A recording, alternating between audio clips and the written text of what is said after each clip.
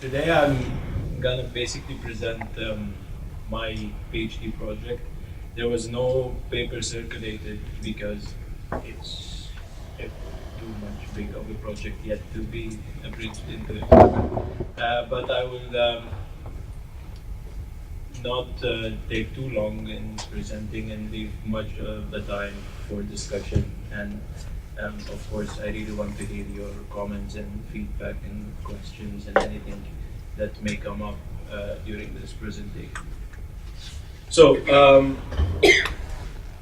from the title of the project, I'll be looking at I'm looking at the work of civil society organization and peacebuilding. The structure for today is I'll go a bit quickly over the literature review, the theoretical shortcoming, the cases which now for the first time I'm presenting this project at CEU, having done my pilot fieldwork, so there's something there that we can discuss, and then some of the findings from this fieldwork and the conclusions and possible arguments that this project is going to bring. So to start off from the peacebuilding literature, there's the very common school of thought in peacebuilding, which is the conflict management school. And basically this school says that wars need to be, the way to end wars and conflict is by third-party intervention, which usually happens at the leadership level. And once this is mediated, then conflict can be managed and moved on. The external diplomats, whether it's bilateral, whether it's multilateral organizations, are imperative and integral, and they focus a lot on the outcome of it. So we can think of, like we discussed on Lebanon in 1990, the Taif Agreement. We can think of Bosnia, the Dayton Peace Agreement for Bosnia and Herzegovina. These all fall under conflict management kind of school.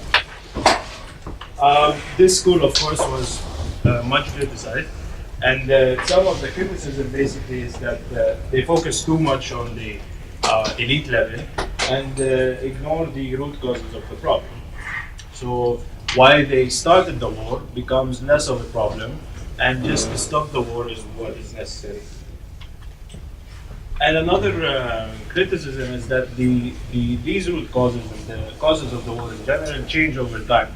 So if we, for example, look at Syria now, what started off as an oppressive regime and what started off people asking for their freedom from this oppressive regime, now the problem is whether it is an Islamic, whether it's an ISIS. The issues that are discussed on the table for negotiations become different than that initially the war started on.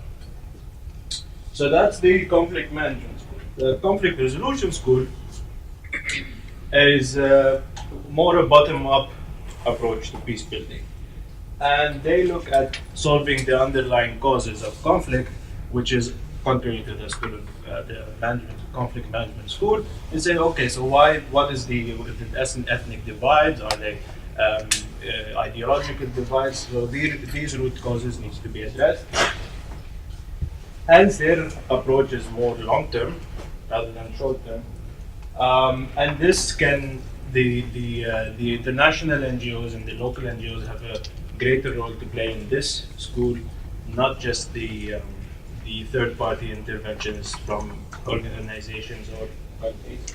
Whereas in the conflict management school, these local and international NGOs, apart from proper diplomats, is absent. And this ultimately gives the voices to the ordinary people that can actually express what is it that they're mostly suffering from that has led to this conflict and violence. Now, the criticism to this school is that they're building this relationship with conflicting parties doesn't necessarily always have to mean an end to the war. Because you're working on the grassroots level and the people can bring about some sort of coexistence, but it doesn't necessarily translate into the political structure in which this conflict and violence will not carry on. So if you want to re-establish the constitutions and the institutions of the government, these actors do not have enough capacity to build them. So it's still kind of improves its coexistence, but it does not really help in building a long-term peace, contrary to what they initially would want. And it also kind of assumes in this theory that civil society are good civil society, and they will act in the good for the society, and that's also not necessarily. And the other thing is that even if this was successful in parts of the state and the countries, it might not necessarily spill over to the other parts to make it more national, and certainly may not spill over upwards towards the political leaders and the political elites. So they might still be at conflict. So from these two schools, one is more of a top-down, one is more of a bottom-up, the complementary school emerged, which tries to find a balance between these two schools and to find a balance between the top-down and the bottom-up approaches. And this school basically says, well, conflict has different phases. There is the preventative phase, there is when conflict is turning into armed, when it reaches optimum, and when it starts to de-escalate and then reaches to a post-conflict. And in each phase, each actor has a different role. And so it doesn't necessarily have to mean that the international actors will not intervene. They should intervene more if the conflict reaches optimum, because you want to stop the violence. In the preventative phase, local actors can have a more important role, and this role will be more challenging when it's armed. So because of different phases leads to different actors playing a more important role, this can change. This was criticized by the fact that in practice, but this also means that many actors can intervene in different phases. Why not, for example, have the external actors and the local actors intervene in conflict prevention? And who said that when the violence reaches optimum, that local civil societies and the local actors cannot intervene? Because there is empirical evidence that showed that they have intervened and they were successful. So this distinction that in each phase one actor can intervene over the other is kind of still not very clear in this school. And if so, if this is not to happen, then there must be coordination between all these actors. And this theory of peacebuilding does not offer that, and it kind of under-addresses the problem of coordination, which becomes very complicated, especially for policymakers. Building on the complementary school, in 1997, the Conflict School of Transformation was founded by Jean-Paul Letterach, and basically, this might not be very clear, but I will explain it now. Basically, presented a diagram, which looks like a pyramid, and he said, okay, the root causes of the conflict need a long time to be solved. What we need to immediately solve is the stop of violence. And on the long term, that's on the short term. And the long term, we need to solve the root causes. But most importantly is that even if we can't solve the conflict right now, it is important is to transform this conflict from being in the public sphere amongst the people that turn violent into the political institutions. Let this conflict be transformed into a place where political discussion can lead to a political solution, and the conflict and the violence is understood. And he divided society into three parts. There is the grassroots, which is the majority of the people. And then there's the leaders, at the mid-level leaders and the top-level leaders. And at this level, these could be the political elites, the ethnic leaders, the group leaders, the political leaders. And at this level, international intervention as diplomatic solutions can be fostered. However, in level 2 and level 3, the mid-range and the grassroots, these need to be addressed by local and national organizations with the support of international organizations. But most importantly is the middle level, he argued, that any support given to here can middle out, he uses the term, to the third level and the upper level, in which advocacy kind of, I put it in between quotations, advocacy can be trickled down for the grassroots, and they can be um, through workshops, through events, coexist amongst the conflicting groups, and this can push the leadership to foster some kind of a peace agreement. However, a major criticism to this, there are not so many actually in the literature, but one major one is that this distinction is not really helpful and not always the case, because actually the mobilization of the grassroots happens from the political elites.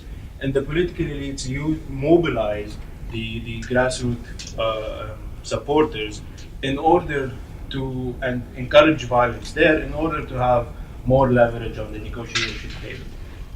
So this, to cut down this mobilization link is more difficult than envisioned in this theory.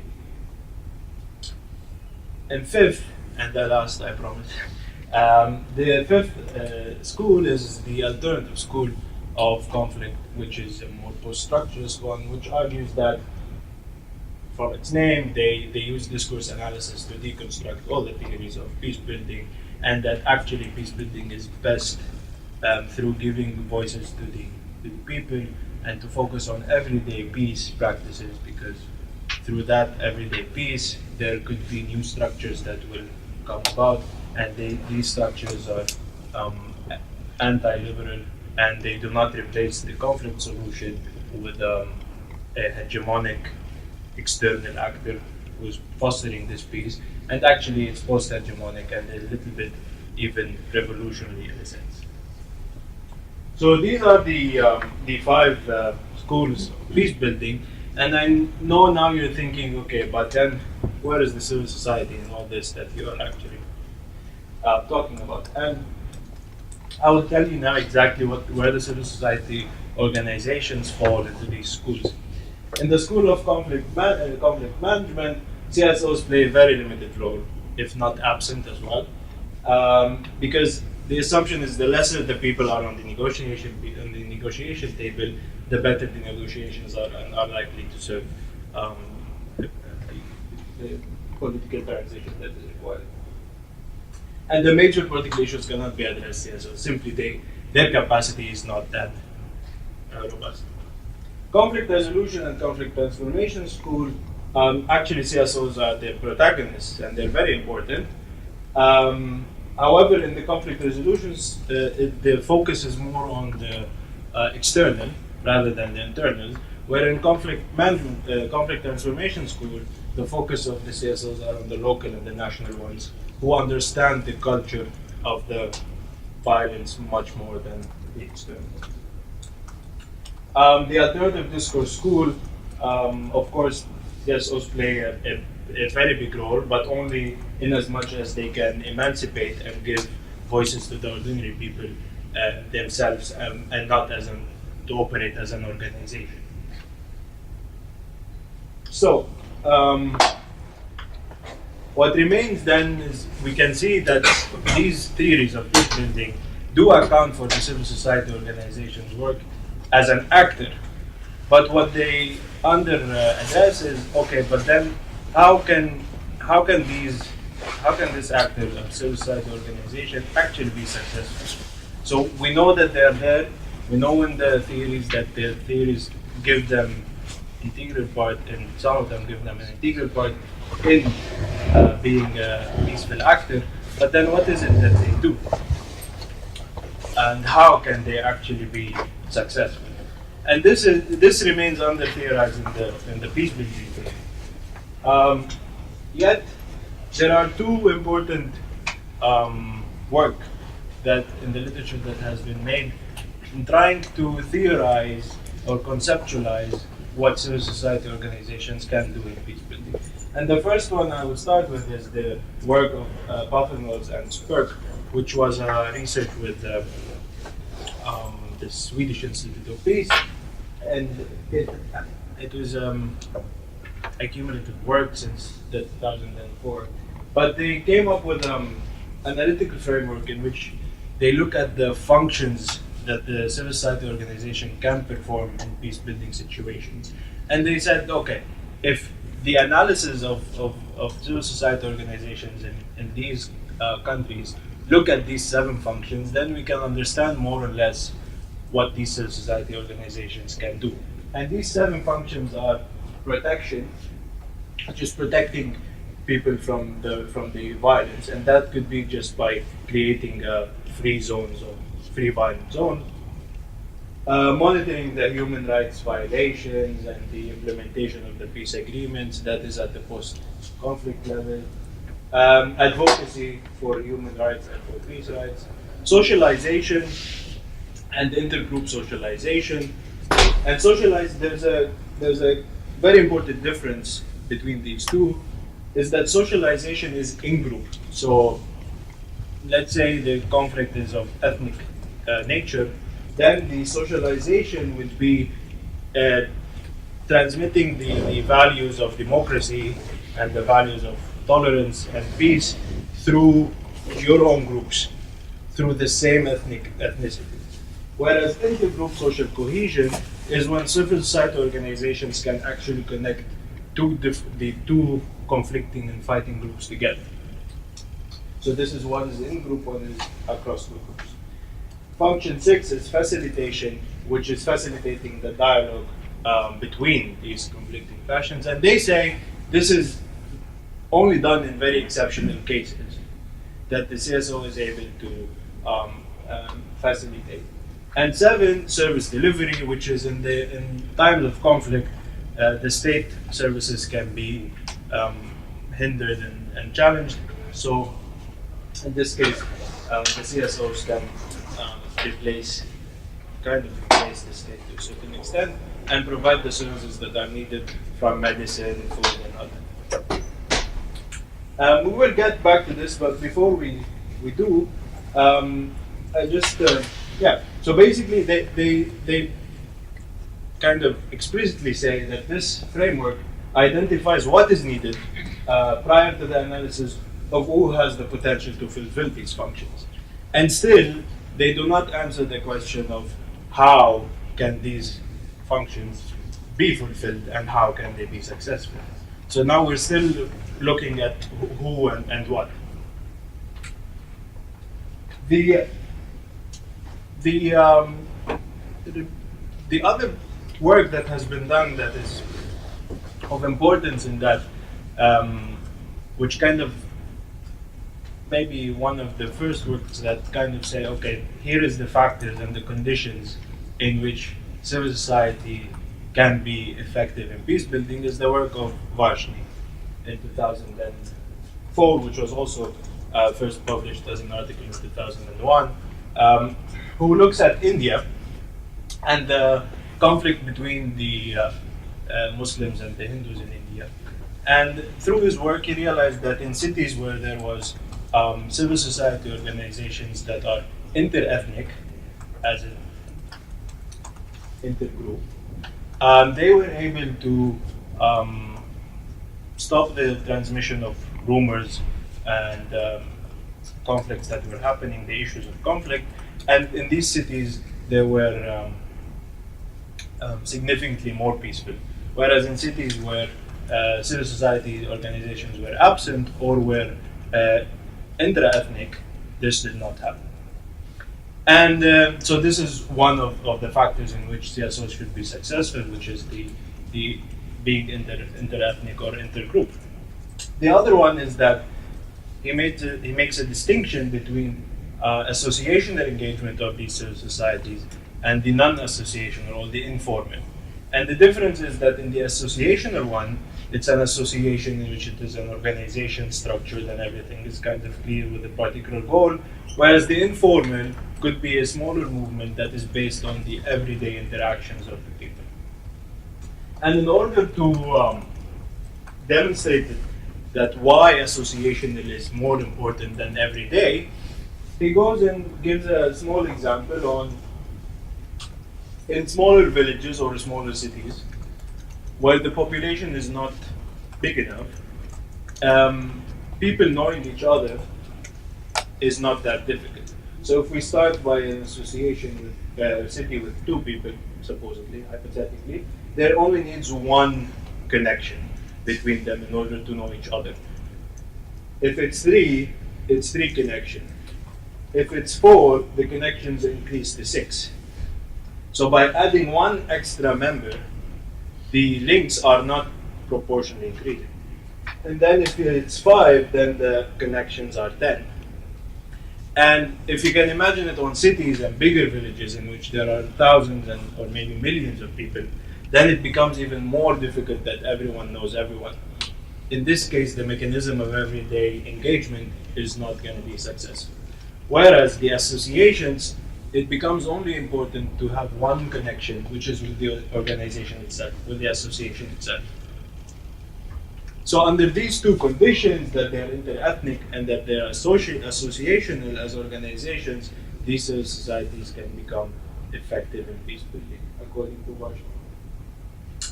And this, I particularly mention this because I will get to the how networks actually operate in a second.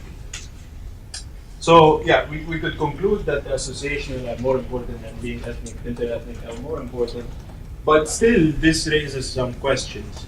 On one is it enough to be intergroup, your intergroup ties to have, for an association to have intergroup or inter-ethnic ties, is it enough for it to be successful? No, because I mean it could still have inter-ethnic and intergroup relations, but that doesn't guarantee that it will be successful. There is something more to that, and then the bigger question is how is it that they are intercommunal? Is it by their members, that they're members of this organization come from different groups and different ethnicities or races or whatever, or is it that their activities as an organization are inter-ethnic? And this is very much tied to the social cohesion that Ghanem and Spurk put in their framework. Which leads to my central research questions from the gaps in these 2 is, one, in the Pavanose and Spurk, they do not tell us how they're successful, and the conditions that Varshni speaks about, they can also be altered, and they need to be kind of, which they explain a lot, but they also need to be tied down into exactly knowing how is it that inter-ethnic and intercommunal can bring about peace. So my central research question is how and under which 6 conditions can CSOs be successful in peace building. And to look at that, I utilized 2 case studies, which is Lebanon and Tunisia. Why these 2 cases? In the first MENA seminar, Professor Bogat spoke a lot on the history of the conflict in Lebanon, and yes, the constitution of the 1990, which is the peace accord for Lebanon, did solve much of the violence and the wars in Lebanon. However, since then, it did not mean that there was no political conflict between different sects in Lebanon, and it reached its optimum after 2005, when the former Prime Minister of Lebanon was assassinated, and it created a division because between 1990 and 2005, the Syrian army was more of a ruling the political system in Lebanon, under, of course, the Syrian regime. And so after the assassination of the Prime Minister, accusations to who did it went to the Syrian regime, which caused a new kind of split in Lebanon that is based on pro-Syrian, anti-Syrian existence in Lebanon, which resulted in a lot of demonstrations and international pressure, and at the end culminated in the fact that the Syrian army did withdraw from Lebanon in April 2005. But this opened the ground for a new division, which is based on pro-Syrian, anti-Syrian regime, and particularly pro-Assad, anti-Assad, and that goes back to 2005 in Lebanon. So you can imagine, way before the Syrian revolution even started. And after the Syrian revolution started, everyone, and this is why Lebanon is a hard test, was afraid that actually this division in Syria of pro-Assad and anti-Assad would spill over to Lebanon, a country that is hostile to violence, hostile to wars, and with political parties that still are, essentially. And this did happen, unfortunately, in Tripoli, which is the north of Lebanon, which is this is a smaller map of it. As you can see, closer to the shore, it's a very strong Sunni stronghold. Whereas a bit inside, it's more of an Alawite stronghold. And 19 rounds of violence occurred between these two groups between 2011 and 2014. So this is kind of why I wanted to look at Lebanon. But then, okay, there's violence, but where is civil society in Lebanon? And just before I go further, the peace that Lebanon enjoys now, and that these 19 rounds of conflict did not extend to become a fully fledged civil war in Lebanon, could have many reasons that are more regional and even political. But this project does not look, the scope of this project does not look at answering why there is peace and not war in Lebanon. What I'm trying to look at is where these civil society organizations successful, and why were they successful in decreasing the amount of violence. So why is it an interesting case that remains in Lebanon is that as this was happening in North Tripoli, many organizations, civil society organizations, ran to assist this region. And to name one, for example, is March NGO. But basically what they did different is that instead of what traditionally expected from civil society organizations to have workshops on the importance of tolerance and that we are all human beings who live under one country, and try to push the patriotic and national discourse to them, what they did is they actually got combatants from both sides. And they said, okay, we're going to have a theatrical play in which you write the script, you talk about your problems, and you are the actors of this theatrical play. And let's do this. This is our sheer existence here is to get you the funding and get you the training and the directorship here. And another activity they did is they actually built a coffee shop exactly between on the street separating these two neighborhoods, which is ironically called the Syria Street. Basically, this coffee shop is they've established a space in which these young men and even older can meet, have a coffee, watch football, maybe play cards, backgammon, whatever they need to do, or hold workshops to extend their acting skills or new skills that they want to learn.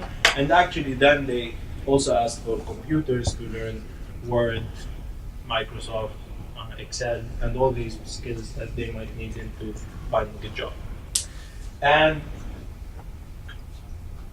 when I went to the fieldwork, this is basically, I met with of course, the organization, and I also met with the ex-fighters and interviewed them. And through the interviews, it was clear that basically these two neighborhoods have never interacted together. They've just been raised on the resentment that they have towards the other, which is historic from the war and even before that. And where they could meet, which is in downtown Tripoli, it is too expensive for them with their socioeconomic status to actually go there and kind of integrate. So these kind of opportunities provided them with a space to interact, and that was the first time they do it. And even when they wanted to do the theater, the play, one guy told me that I actually was still afraid of who I would meet, so I came with my weapon to the first rehearsals. Another actually still had it while I was interviewing him, but that's it. So, what I could see happening in Lebanon is that definitely, of course, I asked them why they were fighting, and it was never that because they're different or they've done this thing to us here in this country, even though they're living under poverty lines. The answer was because the Alawites in Syria are oppressing the Sunnis in Syria, so we're actually fighting the Alawites here in support of the Sunnis in Syria. This is it. And many of them started actually fighting there in 2011, and then they came back to Lebanon and they continued the fight in Lebanon. Why not? Or there were some fewer cases in which they started in Lebanon, and then because it stopped in Lebanon in 2014, what do? We have these arms. We do not know how to do other stuff. They still went to Syria and continued the fight there. It's important to mention that they perceived this work as job, so they were paid to fight. And some incredible stories, I would share one of them with you, is that they would bargain with whoever is supplying their money, supplying the weapons, which yet I do not know who. Again, when I go to the field, I will try to get that. They would ask and bargain for amounts of weapon, let's say that worth 10,000. They will use what amounts to 5,000, and the others they will sell them to get the 5,000. It's just an example. So they're basically retrading the weapons. They don't want to essentially fight. What they also want to eat. They also want the money. So they viewed violence as a job, and now they are finding it difficult to reintegrate back into society because they haven't studied, they don't have jobs, the government is not supplying them with jobs in return, so now they're kind of lost. And what they're doing is that they're working with these civil society organizations to either carry on with the plays, and even some of them to be employed by the coffee shop itself as waiters, coffee makers.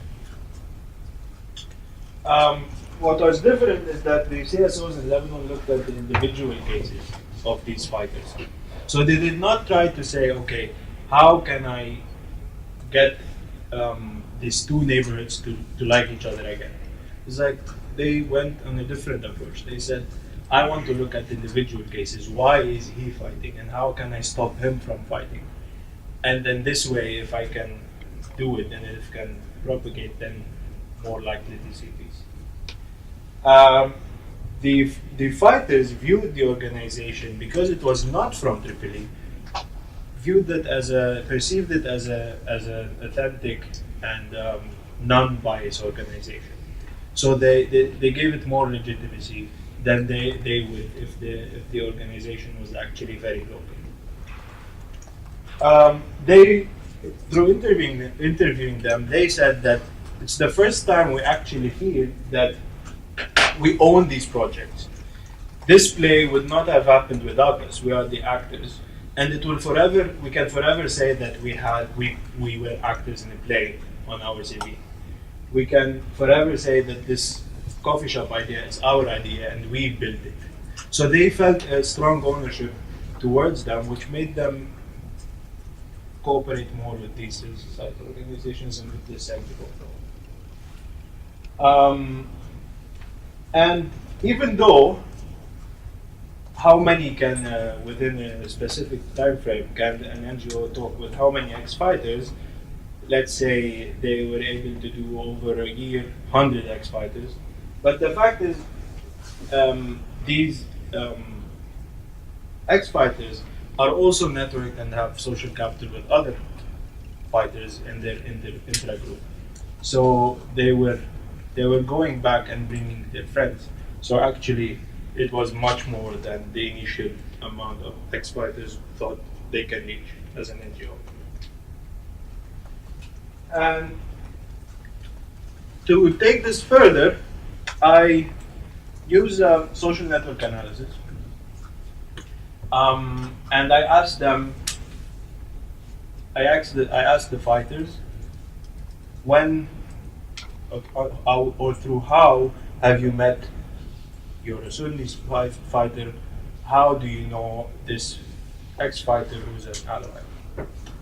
And through doing this with, this is not very clear, but so through doing this with 15 on each side, fighters on each side, actually, after inputting this data and creating this social network, these are the organizations. This is the March NGO, this is Shift NGO, which is another NGO in Lebanon, this is Fighters for Peace. And these organizations are actually situated, and it's very clear to see, between these two groups of fighters. Now, what is important in this is that the links between these fighters or ex-combatants and these ex-combatants, F6 for example, cannot reach F8 without going through March or through Shift or through FFP. So these connections were built actually through these organizations. There is one link, there is one fighter has with another fighter in this group. And this could be through their work, through the inter-ethnic marriage, inter-sectarian marriage, but it's only one, so it's kind of remains weak. Whereas the strength of most of the ties between these different actors and these fighters are through these networks. There are even an organization here which is closer to this, and this organization is an intra-sectarian organization. It's a Sunni one, so its social capital is mostly with the Sunni ex-combatants. But then, digging deeper actually and asking March NGO how did they recruit these ex-combatants, and they said they had to contact intra-group or intra-sectarian organizations for them to be able to recruit these fighters. And so even though it's an intra-sectarian organization, it did have it had connections with inter-group organizations, which was these three. And so that was it's a very interesting scheme or figure. And then there's this organization here, actually, which is Utopia, another organization that does not have any connections with the fighters. But that could only mean that the fighters I interviewed have no connections. But as it stands, its work is more of a traditional NGO work on which you have a big conference or a big event in Tripoli in which everyone needs to come, but these ex-fighters cannot associate knowing each other through Utopia. So that's the case of Lebanon, and I will go back to what these social networks actually tell us, and I hope I'm not taking too much. Just to quickly look at another case which I did, and these cases do not necessarily relate. Actually, after the fieldwork, I realized that they don't relate at all, but nevertheless, they remain very interesting. In Tunisia as well, post-2011 revolution, Egypt, Libya, Syria, Yemen, mostly they fell into violence, whereas Tunisia was a success story in which they could transition with less violence. That doesn't mean violence was not existent at all.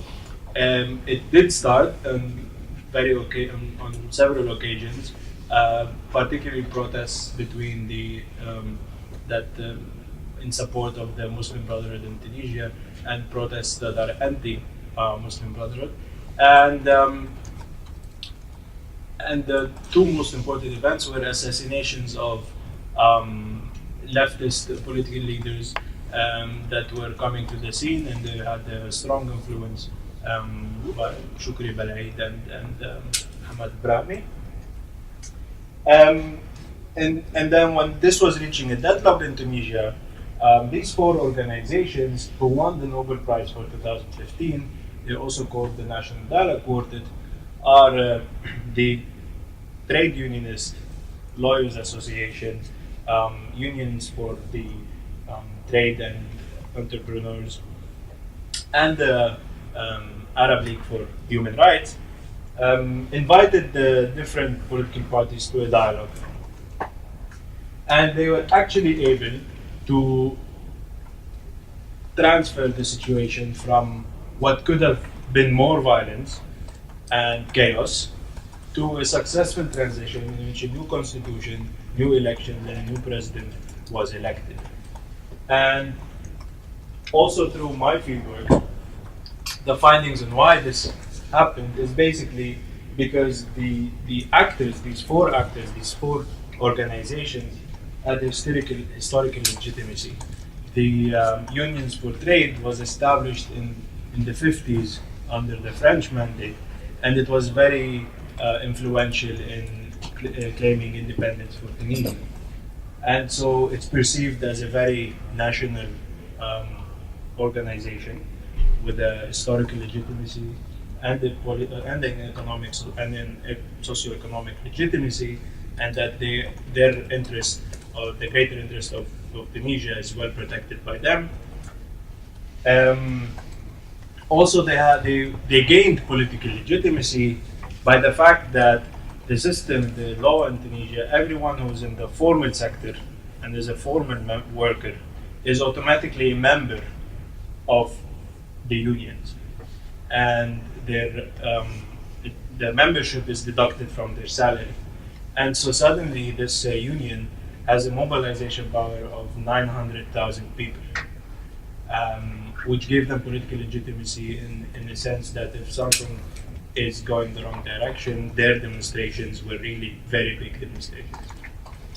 The leadership of these organizations, all these four of them, had also a very important role to play during the dialogue and the dialogue sessions that were happening, because they had strong charismas and political awareness, understanding the political system in Tunisia, that they were able to broker. And one story I'll share with you, which also one of these four shared with me, is that during one of the dialogue sessions, there was 3 policemen in Tunisia on the borders. I think it was Janduba, correct me, my Tunisian colleagues if I'm wrong. But anyway, the 3 policemen were killed. What was assumed they were killed by radical Islamic movements. And the president back then, who was an interim president, who was serving in the office with the prime minister that belonged to the Muslim Brotherhood, and another party, Takattul, which they called as the Troika rule back then, went to the funeral of these 3 policemen. But the people of this city, of this village, refused to welcome them, and they left the funeral to start demonstrations against the Troika leaders visiting this funeral.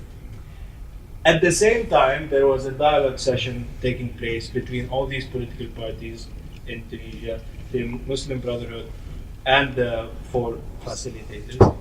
And one of them was sitting next to the leader of the Muslim Brotherhood, and the information that these demonstrations and blocking them from coming to the funeral came on their phones. So one of the members of these four organizations, it's actually the unionists, told him, spoke to the leader of the Muslim Brotherhood, Rashid al-Ghanouchi, and they told him, look, there's news of that happening. And he said, and he wasn't really, Muslim Brotherhood in that session weren't really cooperative.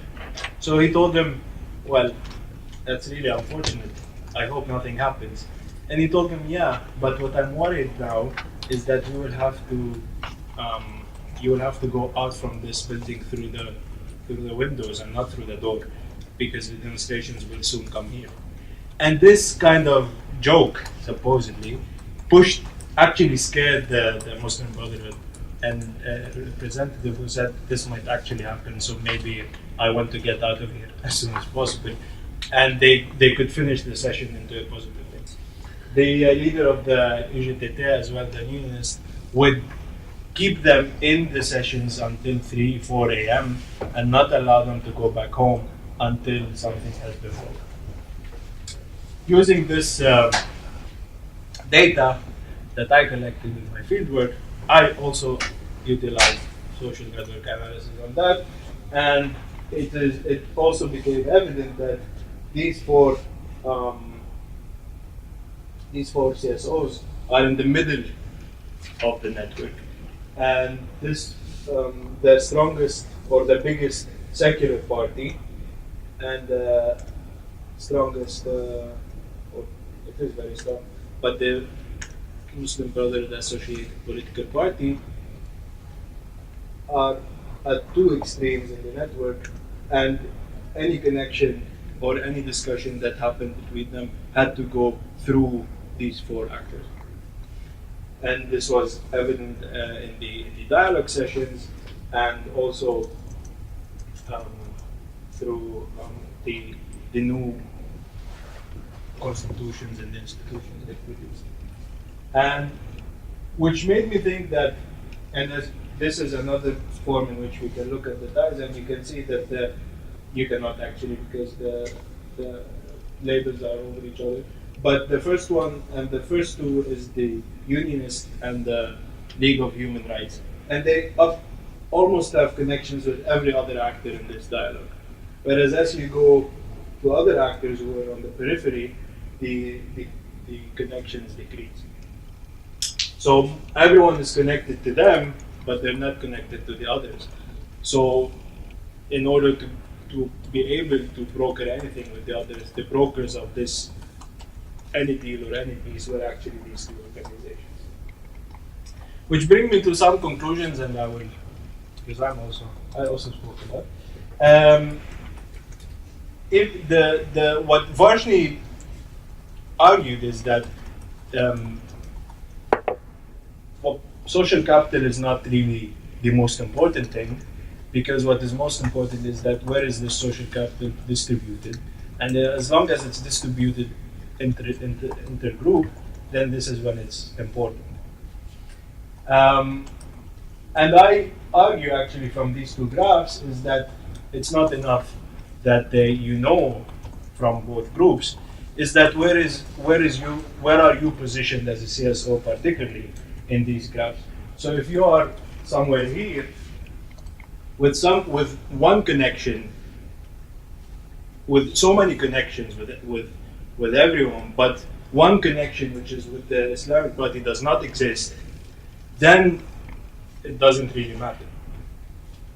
What you need to do is, for it to be successful, you need to have intergroup connections, but they also have to be, you also have to be the broker of them.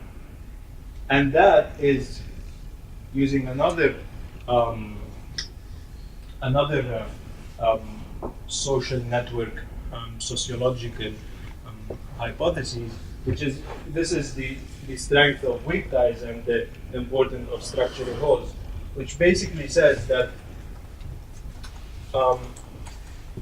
if you connect two, over time there will be a link between them. but this is a weak link. If you take these out, they are still connected, so they no longer need this actor over time. They will just they can speak to each other. However, if this structural whole remains and this connection does not exist, this actor will be a multivocal actor, as in they will be taking the information from, let's say, A and B, filtering out the positioning they have before transferring it to B and the other way around. So this brokerage becomes stronger, and particularly in politics, because then instead of this position starting off very radical, but was not communicated as radical as it may first seem from them, then the radical positions will decrease from both, and which will likely to get them to a more peaceful situation. So this is the structural hole that would exist in the network, and we can see that in these two networks, the structural hole exists. They're also connected by, which I haven't tested yet, is that it should suggest that the betweenness and the cohesion of these two groups, the cohesion of the fighting groups or the conflicting groups is strong, and the betweenness is only strong with these particular civil society organizations. And the betweenness basically calculates how many links pass through them. So how many actors can have the shortest path to the other through these four organizations. On the qualitative findings, activities of the CSOs need to transcend to being more creative and entrepreneurial, such as the play and the coffee shop, because the traditional activities were not boding well with the actors. And the 7 functions that were introduced by Pavlov's or Spurk are not 7 functions separately. Actually, the activities should generate those 7 functions. So the activities should have protection, monitoring, advocacy, mediation, and service delivery within them, not the other way around. But what is evident is that in all these activities they did, which I asked them about, and I asked them what activities can you point out that are in-group and intra-group. And all activities were in-group and intra-group. So whenever they even with the coffee shop or with the play, they start with in-group recruitment. They start with working on the separate groups, and work on each group separately, and then work with them together. So these 2 functions looked more of an overarching functions in which they were taking place. When you're functioning as a protection, you have to protect both groups. When you're monitoring, you monitor for both groups. When you're, of course, intermediating and facilitating, you're doing for both. And when you're service delivering, you do for both. Otherwise, you will no longer be perceived as a peacemaker if your service delivery goes to one group over the other, or to one rather than the other. And so, yeah, this it was evident that these are more overarching. And that's it. Thank you.